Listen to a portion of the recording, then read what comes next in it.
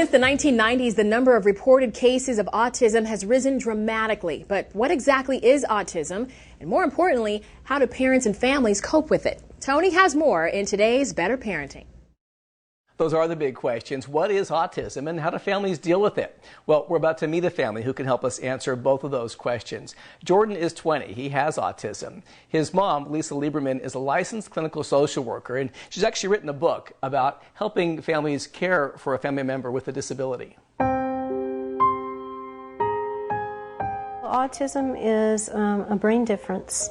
Most of the time, people with autism have sensory processing differences. I use the word differences and not disorder because I really think that we have too narrow of a view of what normal is in our culture. When Lisa's son Jordan was still a toddler, small signs of his differences began to show. A friend noticed something, a child care provider noticed something. So what clued in a few people was that he would take his little bubble mower and walk around with it for an hour. Or he had a little car and he would just go around and around and around on the coffee table with that car over and over. And of course in those days I used to say something's wrong with Jordan. Now I don't look at it that way anymore. Something's different. Something is unique about him. So he was about 2.5 and we were lucky enough to get him diagnosed very quickly. It was absolutely devastating. When a child is diagnosed with a disability, there's a death that's occurred, and it's the death of a dream of how it was supposed to be. 3 years later, Jordan's behavior due to his autism had become more problematic.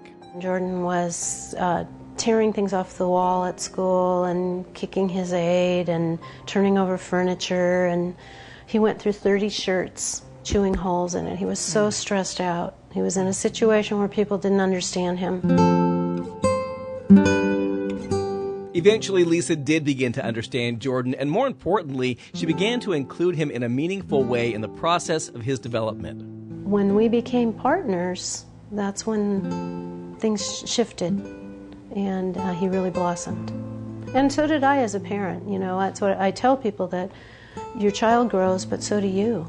The earlier that they're taught to advocate for themselves, the more that will become, you know, part of their toolkit and their ability to survive in the world. Part of the gift of having a child with autism is they teach us that there's a lot of different ways to be in this world. We want our kids to be equipped to function at their optimal potential, just like any child. As it turns out, the best practice for a parent with a child who has autism is the best practice for any parent. I've always said that Jordan's my greatest teacher, my deepest pain, but also my greatest teacher, and I wouldn't trade him for the world now.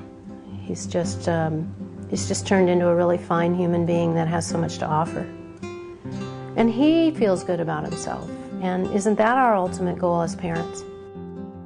Well, along with lessons learned from Jordan, Lisa also credits her husband Craig and his own battle with MS for teaching her how to hire in-home help for the disabled.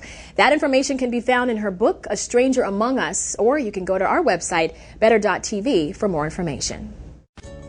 This has been Better.tv. We're always on with tips and ideas to make your life better. Send us your thoughts, ideas at Better.tv. Together, we'll make your home, family, and life better. Thanks for watching.